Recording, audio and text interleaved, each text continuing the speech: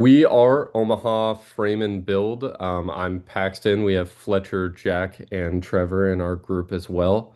Our business idea was to create a framing company that works in the Omaha metro and the surrounding areas, mainly focusing on the rough framing of houses and the sheathing of homes. For our market analysis, as I said before, we're focusing on the expanding areas of Omaha, including Elkhorn, Gretna, and even a lot of like renovation projects that are going on downtown. Demographically, we're looking for anyone that's 30 to 65 will work individually with homeowners. Anyone that's in a middle to upper middle income level. And obviously, there's potential for us to work with larger contractors that will sub us out. But we really want to work with value-based clientele, people who value having a succinct schedule, having our work done quality and on time. As far as the expanding market that's going on in Omaha, just last year, the Omaha Metro passed the 1 million population mark, which just shows a continual growth, not only within Omaha, but just a citywide like narrative of going towards expansion and improving upon it. Nationally, there was an increase in housing starts. It was up to 1.5 million, which was a 15% increase from last year. Kind of on the negative side, the fluctuating lumber prices, especially through COVID and with the tariff deals that have been going on under the current administration, those can fluctuate. But actually, they've started to stabilize within the past 6 quarters, 6 financial quarters of these past years, and we're down 11% from 2020. So that's a good sign for continual stabilized prices within the uh, lumber market as far as our materials go. And for some competitors, Larry Peterson Construction, they mainly focus on a lot of like multifamily units, but that obviously means that they have potentially a lot more manpower than we do. And then MBG Framing is kind of a similar business model as us, but I think we can beat out those competitors just based on our value and our willingness to get everything done on schedule. For the operations plan, our service delivery process, the first step is to secure a contract with the client, and the second step is to lay out the plan with the client. We want to make sure that we get everything the client wants for, and we get it done within the time frame they want to.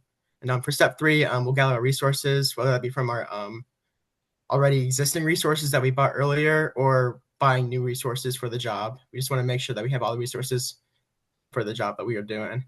And for step four, we'll just start framing, do everything that the customer wants us to do.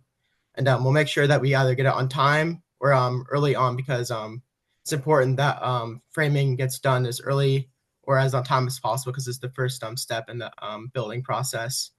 And then the step five, we'll gather the customer feedback. So we want to make sure that we're improving and gathering customer feedback will allow us to improve. And for supply chain and logistics, our supplier will be Miller Lumber.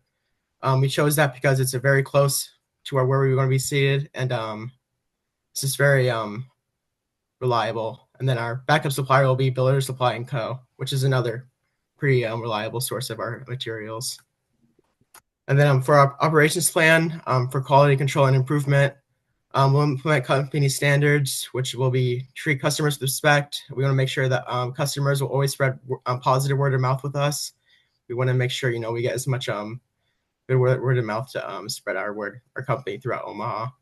And we want to maintain a positive work culture and want to make sure that we don't cut corners so that we're doing everything right.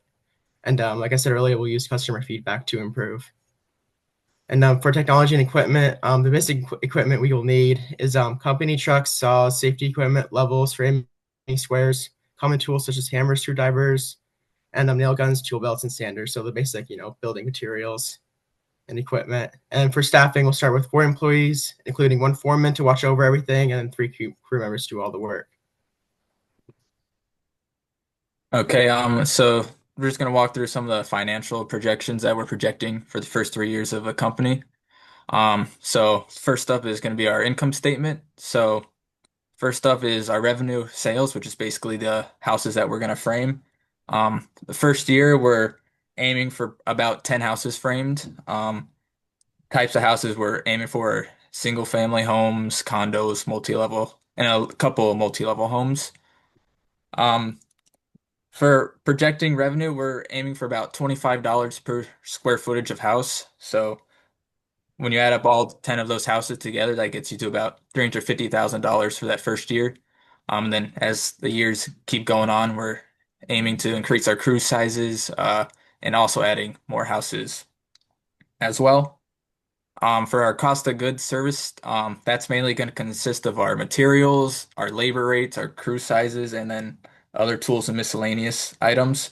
Um, for about one house is roughly $7,000 worth of materials, and most of the cost of goods services are gonna come from the wages that we're gonna be paying our laborers, and that's gonna be about roughly $170,000 for that stuff. And then for our operating expenses, that's just kind of our base, our home base where we're operating from. So stuff like rent, maybe the salaries from the office workers, then the utilities and marketing for our company as well.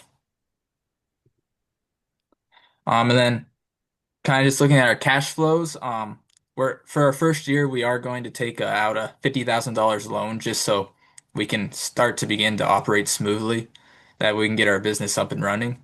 Um, and our goal is to end up repaying that loan by year three. But if our revenues are better than we anticipate, then maybe we can pay those off in year two, which would be even better. And just looking at all our other cash flows, just each year we're gonna try to build and frame more houses. And as we frame and build more houses, that's gonna give us more revenue, but also increase our cost.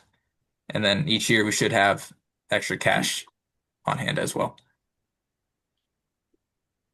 And then finally for our break-even analysis, so our fixed costs for first year is going to be about $67,000. And then cost per unit, our unit will be a house framed pretty much. So basically, one house that we're framing is going to be about $35,000.